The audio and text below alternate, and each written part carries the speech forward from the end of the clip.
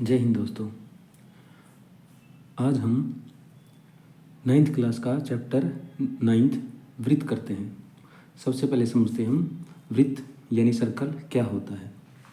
देखिए, अगर हमारे पास कोई एक फिक्स बिंदु है, इस फिक्स बिंदु से एक फिक्स डिस्टेंस पर हम सारे पॉइंट्स का एक कलेक्शन ले लें, एक ग्रुप बना लें, तो ग्रुप बनाने के बाद जो आकृति बनेगी उसे बोलेंगे हम वृत्त। एक फिक्स बिंदु से एक फिक्स दूरी पर जितने पॉइंट होते हैं उन सारे पॉइंट्स का कलेक्शन एक वृत्त होता है। जो एक फिक्स बिंदु होता है उसे हम केंद्र बिंदु समझते हैं, और जो फिक्स दूरी हमने ली थी हमने, वो त्रिज्या होती है, उसे हम त्रिज्या बोलते हैं। तो वृत्त एक ऐसी आकृति होती है जिसमें एक फिक्स बिंदु से एक फिक्स दूरी पर सारे पॉइंट्स लिए जाते हैं। त्रिज्या जो फिक्स दूरी होती है उसे त्रिज्या बोलते हैं। अब समझिए व्यास, जीवा और चाप। हम सबसे पहले समझते हैं जीवा क्या होता है। देखिए, अगर हमारे पास कोई वृत्त है, उसके ऊपर हम कोई दो पॉइंट ले लेते हैं वृत्त के ऊपर। अब इन दोनों पॉइंट्स को अगर हम मिलाएं तो हमें एक रेखाखंड मिलेगा।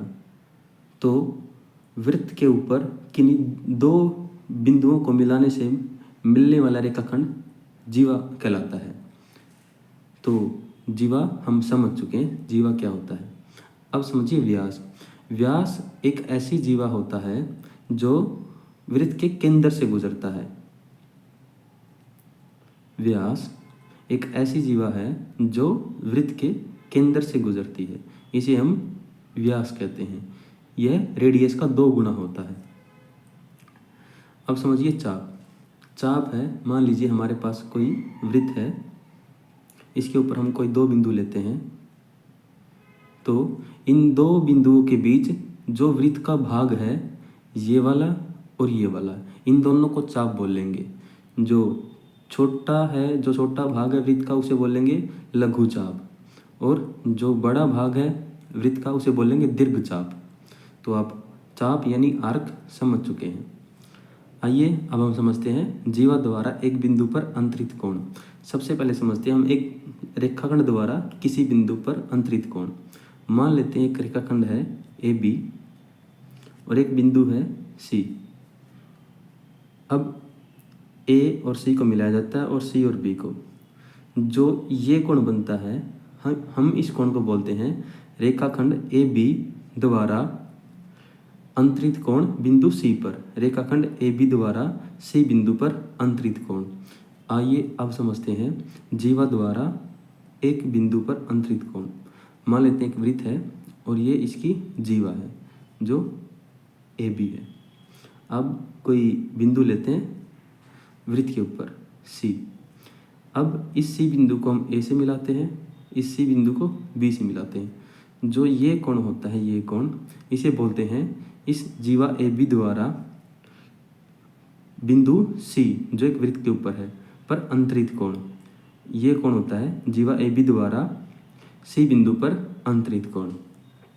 ऐसे ही अगर मैं एक वृत्त और ले लूँ और ये केंद्र बिंदु लूँ, तो एक जीवा AB और ये केंद्र O, इस O को हम A से मिलाते हैं, इस O को B से मिलाते हैं। तब इस कोण को हम बोलेंगे जीवा AB द्वारा केंद्र पर अंतरित कोण। आइए अब हम करते हैं प्रमेय 9.1। इसके अंदर ये बताया गया है वृत्त की बराबर जीवाएं केंद्र पर बराबर कोण अंतरित करती हैं। मान लेते हैं हमारे पास एक ये वृत्त है और इसका केंद्र है O। इसके अंदर जो एक जीवा है वो AB है और एक CD है। ये दोनों बराबर हैं, इनकी लंबाई AB और CD बराबर है। मतलब एक वृत्त की दो बराबर जीवाएं ले ली गई। अब इनके द्वारा जो केंद्र पर अंतरित कोण है, AB के द्वारा केंद्र पर अंतरित कोण ये होगा और CD के द्वारा केंद्र पर अंतरित कोण ये होगा। ये दोनों भी बराबर होते हैं अगर ये जीवाएं बराबर हैं तो वृत्त की बराबर जीवाएं केंद्र पर बराबर कोण अंतरित करती हैं। आइए अब हम प्रमेय 9.2 समझते हैं। यदि एक वृत्त की जीवाओं द्वारा केंद्र पर अंतरित कोण बराबर हो तो वे जीवाएं बराबर होती हैं। मतलब अगर ये कोण बराबर हो जाएं, अगर ये ना दे रखा हो कि ए बी और सी डी बराबर हैं, लेकिन हमें ये पता हो कि ये कोण इनके द्वारा जो कोण अंतरित किए गए वो बराबर हैं, तो ये भी होगा कि ए बी और सी डी बराबर हैं। यानी अगर कोण अंतरित किए गए हैं जो जीवाओं के द्वारा वो बराबर हो जाएं तो ये जीवाएं भी बराबर हो जाती हैं। आइए अब हम आगे बढ़ते हैं। जो 9.1 है एक्सरसाइज, उसका जो पहला सवाल है वो ये है, याद कीजिए कि दो वृत्त सर्वांगसम होते हैं यदि उनकी त्रिज्याएं बराबर हों। सिद्ध कीजिए कि सर्वांगसम वृत्तों की बराबर जीवाएं उनके केंद्रों पर बराबर कोण अंतरित करती हैं। देखिए, हम सर्वांगसमता को जानते हैं, तो दो वृत्त सर्वांगसम तभी होते हैं जब उनकी त्रिज्या बराबर हो। इस कंसेप्ट का यूज हम इस सवाल में करेंगे। यहाँ पर हमें सिद्ध ये करना है कि सर्वांगसम वृत्तों की बराबर जीवाएं उनके केंद्रों पर बराबर कोण अंतरित करती हैं। तो हमें कोणों को बराबर दिखाना जो बराबर जीवाओं के द्वारा अंतरित किए गए हैं। तो सबसे पहले हम दो वृत्त ले लेते हैं, दो सर्वांगसम वृत्त, मतलब इनकी त्रिज्याएं बराबर होंगी और इनके अंदर एक जीवा लेते हैं बी सी और इधर क्यू आर। ये दोनों जीवाएं बराबर हैं क्योंकि हमें ये दी गई है सर्वांगसम वृत्तों की बराबर जीवाएं। तो ये दोनों सर्वांगसम है तो इनकी त्रिज्याएं बराबर होंगी, यानी A B A C P Q Q R बराबर होंगी और बी सी क्यू आर भी बराबर है क्योंकि जीवाएं बराबर दे रखी हैं। तो देखिए, हमें दिया गया है कि दोनों वृत्त सर्वांगसम है और जीवा बी सी और क्यू आर बराबर है।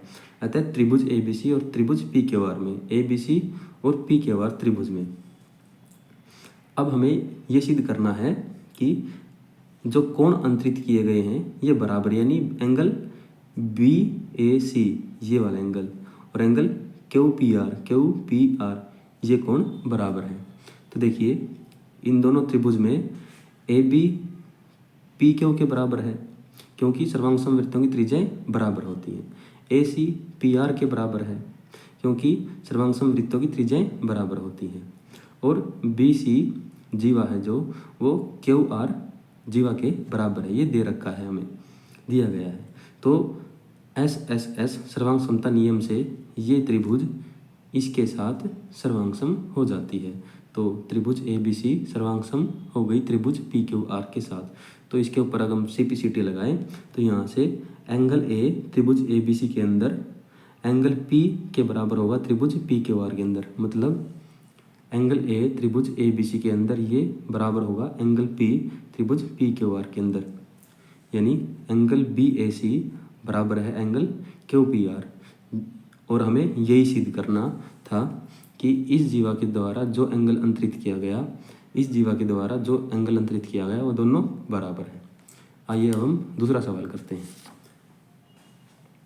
जो दूसरा सवाल है वो ये है, सिद्ध कीजिए कि यदि सर्वांगसम वृत्तों की जीवाएं उनके केंद्रों पर बराबर कोण अंतरित करें। अब यहाँ पर जो जीवाएं हैं उनके द्वारा जो अंतरित कोण वो बराबर दे दिया गया, तो जीवाएं बराबर होती हैं। ये हमें सिद्ध करके दिखाना है कि जीवाएं अब की बार बराबर हैं, ये सिद्ध करना है। तो अब हम दो वृत्त लेते हैं जो कि सर्वांगसम है, यानी कि त्रिज्याएं A B A C P Q P R बराबर होंगी और यहाँ पर कोण ये और कोण ये दोनों बराबर दे दिए गए। यहाँ पर हमें प्रूव करना है कि बी सी बराबर है क्यू आर। तो आइए शुरू करते हैं। हमें दिया गया है कि दोनों वृत्त सर्वांगसम है और एंगल बी ए सी और एंगल क्यू पी आर बराबर हैं। ये एंगल और ये एंगल बराबर हैं। हमें सिद्ध करना है कि ये जीवा और ये जीवा बराबर हैं, बी सी और क्यू आर बराबर हैं। त्रिभुज ए बी सी और त्रिभुज पी क्यू आर में ए बी बराबर है पी क्यू, क्योंकि वृत्त हमारे सर्वांगसम है तो इनकी त्रिज्यां भी बराबर होंगी। और एंगल ये और ये बराबर है, ये दिया गया है। एंगल बी ए सी और एंगल क्यू पी आर बराबर है क्योंकि ये दिया गया है। अब ए सी और पी आर भी बराबर है क्योंकि वृत्त हमारे सर्वांगसम है। तो त्रिभुज ए बी सी और पी क्यू आर ये एस ए एस सर्वांगसमता नियम से सर्वांगसम हो गई, त्रिभुज ए बी सी और त्रिभुज पी क्यू आर। अब हम इनके ऊपर CP/CT लगाते हैं। तो त्रिभुज ए बी सी के अंदर भुजा बी सी बराबर होगी त्रिभुज पी क्यू आर के अंदर भुजा क्यू आर के साथ। तो बी सी भुजा क्यू आर के साथ बराबर होगी और ये भुजाएं वृत्त के अंदर जीवा थी। बी सी और क्यू आर दोनों जीवाएं बराबर हो गई, अतः जीवाएं हमारी बराबर हैं। तो जो हमें सिद्ध करना था वो हमने कर दिया।